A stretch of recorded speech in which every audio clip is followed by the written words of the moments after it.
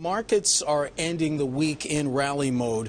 Help us trace the arc from the beginning of the week until today. What happened, and is today's strength a relief rally or the start of a surge? I got hard questions to start. I guess I really think of it as what we wrote early in the week was really that we thought we were in the midst of I'll call it a global growth scare, and you kind of combine that with the Ebola news, and maybe they're related in the worries that that gets bad enough that it impacts global growth, and that's what really, to me, tossed us around quite a bit, and drove bond prices or bond yields on the 10-year down to 2%. We've gotten this bounce back. Next week, to me, is an interesting one. So I believe that longer term, the fundamentals still look good here in the United States. So I'm actually, on the one side, optimistic because we're going to get a lot more earnings reports next week. I think those will turn out just fine. Obviously, we always have a few, just like we've had, that disappoint. But on the whole, I think those will be good. The harder part, I think, next week is we get another batch of European data, the PMIs in particular, and they're not likely to show things getting any better. And hopefully, at least if they show stabilization, that might help us hold in here. Well, Bill, you mentioned the fundamentals, even with Europe and Asia seeing their economies slowing, and even with Ebola fears, the fundamentals here in the U.S., they remain strong. But why wasn't that enough to calm the markets this week?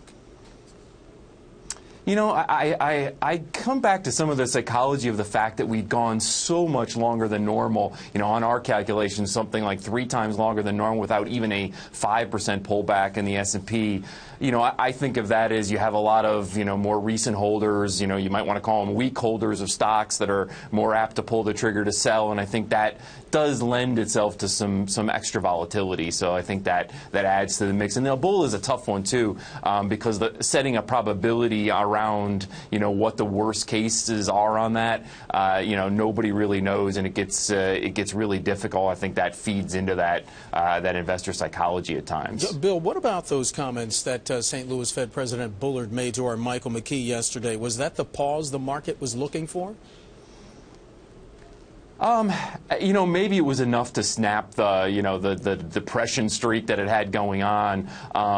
I guess in my sense, I've always thought that the Fed was data dependent. I'm hoping we don't have to go back and do any asset purchases, because at the end of the day, that's not really a good sign, of course. So I guess I'm of mixed feelings on that. I worry if that's why it's going up, that's not really maybe that's the sugar high, and I'm not too interested in that. But maybe just snapping the psychology that nobody can help this thing was maybe part of it. Well, Bill, you mentioned Europe. The ECB, the European Central Bank, said that it will start, quote, within the next days to purchase assets in a new program to support the economy. Is this an example of another central bank stepping into quiet fears?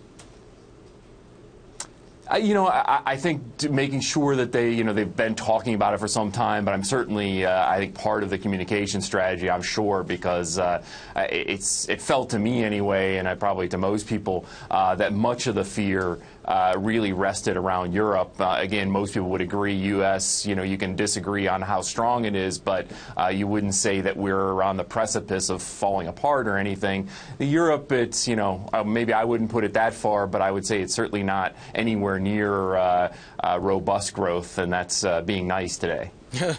Bill, you spoke about corporate earnings not too long ago. The numbers that we are seeing right now, are they enough to give investors confidence at least through the end of this year?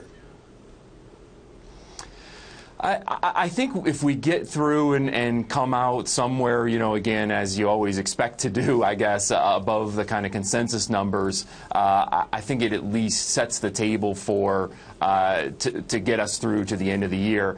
Now, part of it is, of course, people are going to be thinking about where is the economy going?